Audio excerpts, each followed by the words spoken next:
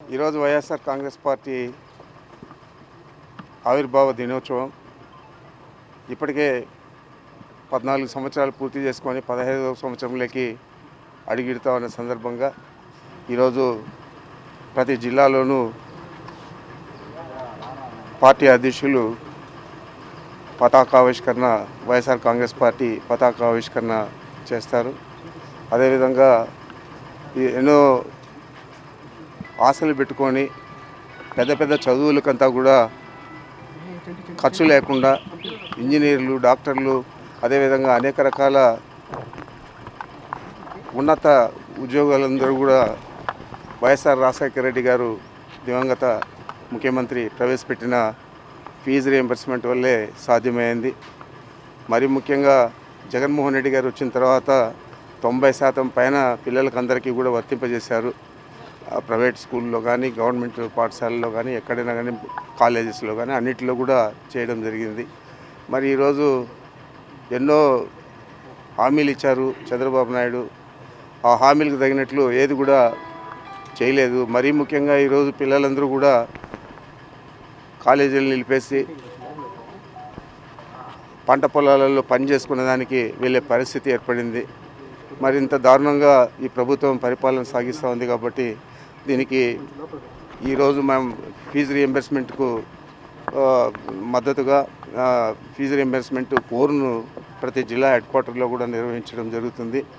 ఈరోజు చిత్తూరు జిల్లాలో నేను కూడా రీజనల్ కోఆర్డినేటర్గా చిత్తూరు జిల్లా హెడ్ క్వార్టర్లో పాల్గొనడం జరుగుతూ ఉంది. మరి ఇంత దారుణమైన పరిస్థితులు విద్యార్థులందరికీ కూడా రావడం అనేది, మరీ ముఖ్యంగా యువకులకంతా కూడా దాదాపు 3,000 రూపాయలు నెల ఇస్తా అన్నాడు.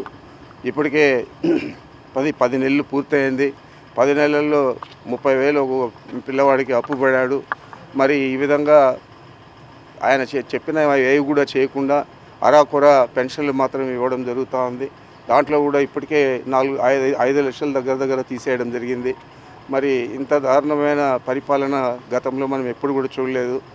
100 అబద్ధాలు చెప్పి కనీసం ఒక అబద్ధాన్ని కూడా నిజం చేసే పరిస్థితి ఈ ప్రభుత్వానికి, మరీ ముఖ్యంగా చంద్రబాబు నాయుడుకి లేదనే దానికి మనమందరూ కూడా ఈ చూస్తూ ఉన్నాం. పరిస్థితులన్నీ కూడా వ్యాపారస్తులు కానీ, గ్రామాలలో మహిళలు కానీ అందరూ కూడా ఈరోజు చాలా ఇబ్బందులకు గురయ్యారు. మరీ ముఖ్యంగా మహిళా సంఘాల వాళ్ళ అకౌంట్లన్నీ కూడా దాదాపు ఇప్పటికే 50% పైన నిర్వీర్యమైపోయాయి. మరి ఇలాంటి పరిస్థితులన్నీ కూడా మనం గమనిస్తూ ఉన్నాం. ఆ రోజేమో పెద్ద పెద్ద కోరికలు చెప్పాడు, అందరినీ కూడా మోసం చేసి ఓట్లు వేసుకున్నాడు. మరి ఈరోజు కేవలం ప్రభుత్వం ఒక కక్ష సాధింపు కోసం పనిచేస్తూ ఉంది తప్ప మనం సమర్థవంతమైన పాలన ఇవ్వాలా అనే ఆలోచన చేయకుండా చంద్రబాబు నాయుడు చేస్తూ ఉన్నాడు. దీని పర్యవసానం రాబోయే 5 సంవత్సరాల్లో కూడా మనం చవి చూడాల్సి వస్తుంది. మరి ఇంకా 4 సంవత్సరాలు ఈ పరిపాలన కొనసాగుతుంది. మరి ఇలాంటి పరిపాలన ఈ రాష్ట్రంలో మరీ ముఖ్యంగా ఈ 5 సంవత్సరాలు కొనసాగితే మన పరిస్థితి, ఈ రాష్ట్ర ప్రజల పరిస్థితి ఏ విధంగా ఉంటుందో ఒకసారి మనం అందరూ కూడా గమనించాలని చెప్పి మీ అందరికీ కూడా నేను మీ ద్వారా ఈ రాష్ట్ర ప్రజలందరికీ కూడా విజ్ఞప్తి చేస్తూ ఉన్నా.